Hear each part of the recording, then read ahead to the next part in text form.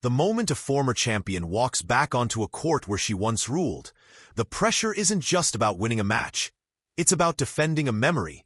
And on day 2 in Merida, that pressure is sitting squarely on Zeynep Sonmez as a fearless young challenger steps into her path with nothing to lose and everything to gain. This isn't just another early round clash, because what happens here could quietly shape the rhythm of the entire tournament. And by the end of this video, you'll see why one of these matches might end up being the turning point nobody saw coming when the draw was first released.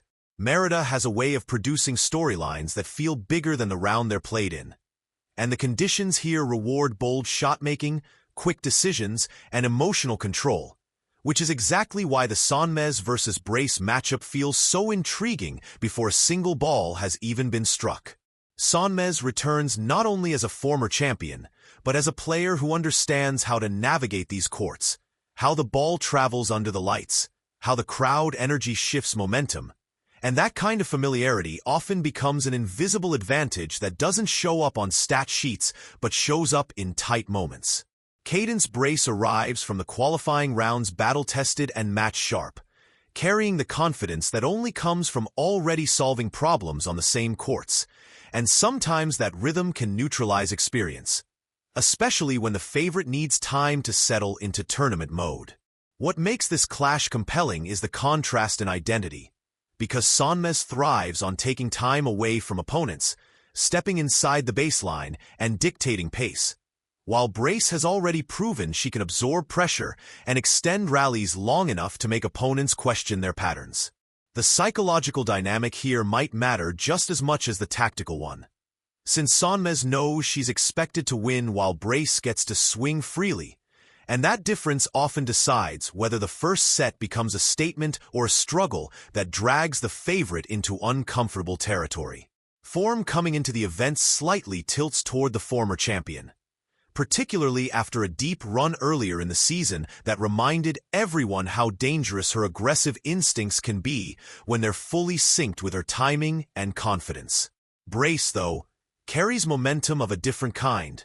The kind built from proving yourself point by point in qualifying, learning the bounce, adjusting to the speed, and developing a feel for the court that sometimes takes seeded players a full set to find. If Sonmez establishes early control with her return positioning and keeps rallies on her terms, the match could move quickly. But if Brace stretches exchanges and forces longer patterns, the tension could rise, and that's where the possibility of a surprise starts to creep in. Prediction conversations often focus on rankings or past titles, yet the real story lies in whether the former champion can impose her tempo before the newcomer's confidence grows into belief. Because belief is the moment when matches start to swing unexpectedly. And while many expect Sonmez to advance, the path she takes might reveal more about her tournament prospects than the result itself, especially if she's pushed into problem-solving mode earlier than anticipated. Now shift the spotlight to another matchup that feels like a chess match between experience and resilience, where Varvara Lepchenko and Zhang Shuai bring contrasting journeys into a meeting that could become one of the most tactically fascinating battles of the day. Lepchenko steps into this event with the hunger of a player rebuilding momentum, chasing consistency, and trying to translate qualifying success into main draw breakthroughs, which often requires not just physical sharpness, but emotional patience. Zhang arrives carrying a different storyline, searching for a reset after a difficult run of results, yet still possessing the kind of shot-making power that can instantly change the direction of a match if she finds rhythm at the right moment. When these two styles collide, rallies often become a test of discipline, with Lepchenko's counterpunching inviting risk and Zhang's aggression demanding precision, and whichever player controls the balance between patience and initiative will likely control the scoreboard. The Merida courts, known for rewarding players who strike cleanly through the ball, might give Zhang the platform she needs to rediscover confidence, especially if she starts landing first-strike patterns early in service games. Yet Lepchenko's ability to redirect pace and extend exchanges could slowly chip away at that rhythm, turning the match into a mental contest where every extra ball asks the question of how much risk is too much. Matches like this often hinge on small windows of momentum. A break point saved, a long rally won, a game stolen after facing pressure. And those moments tend to accumulate until one player senses the shift and pushes forward with conviction. If Zhang maintains composure and trusts her patterns, her power could ultimately create the separation. But if Lepchenko drags the match into longer stretches of attrition, the contest could tighten into a three-set battle that tests endurance as much as strategy. Beyond these headline clashes, Day 2 in Merida offers a lineup of encounters that could quietly reshape the draw, starting with Donna Vekic and Kristina Buxa. A matchup that feels destined for twists because both players thrive on rhythm but approach rallies with different tempos. Vekic brings a history of stepping up in big moments, leaning on aggressive baseline play, and a willingness to take initiative, while Buxa's versatility allows her to adapt patterns mid-match, making it difficult to predict how the momentum will unfold.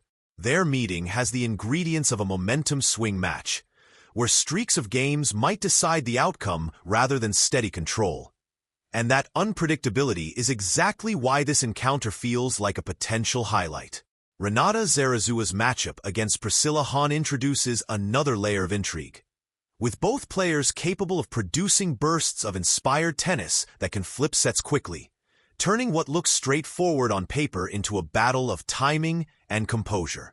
Magda Linette versus Tatiana Maria brings stylistic contrast, blending Linette's measured baseline construction with Maria's variety and touch, a dynamic that often creates rhythm disruptions and forces constant tactical adjustments.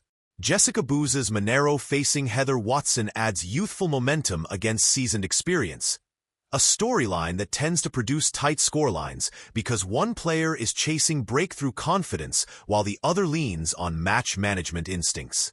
Magdalena Freck against Maria Timofeeva rounds out the slate with a clash that could hinge on who handles pressure moments better, since both players have shown they can compete fiercely when matches tighten in the closing stages. Taken together, these matches form more than just a schedule. They create a narrative web where each result subtly influences the path ahead, shaping potential matchups and altering confidence levels across the field. What makes early rounds fascinating is that they often reveal hidden form lines, the players striking the ball cleanly, the ones still searching for timing, and the ones whose confidence quietly builds with every game won under tournament pressure. By the end of Day 2, we'll likely have a clearer sense of which contenders are settling in and which underdogs are gaining belief. And those subtle shifts often determine who survives the deeper rounds when the spotlight intensifies. The beauty of a tournament like this lies in its unpredictability, because while predictions offer a roadmap, tennis has a habit of rewriting scripts in real time, especially when players find unexpected surges of confidence or struggle to solve early challenges. As you watch these matches unfold, pay attention not just to the winners and losers, but to the patterns, the body language, the moments when momentum changes, because those details often foreshadow the bigger stories that emerge later in the week. And here's the question that could spark the biggest debate among fans. If the former champion cruises through comfortably, does that signal another deep run?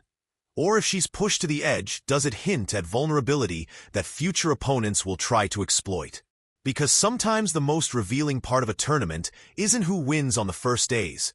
It's how they win, the resilience they show, and the adjustments they make under pressure that ultimately shape their chances when the stakes climb higher. So as Day 2 unfolds in Merida, every rally carries a little more significance than it appears on the surface. Every match adds a new layer to the narrative, and every performance inches us closer to understanding who might truly be ready to seize the moment. And now the conversation shifts to you, because tournaments are shaped not only by what happens on court, but by the debates they spark off it. So tell me in the comments which matchup you think has the biggest upset potential, and whether the former champion's experience will be the deciding factor, or if a new storyline is about to begin.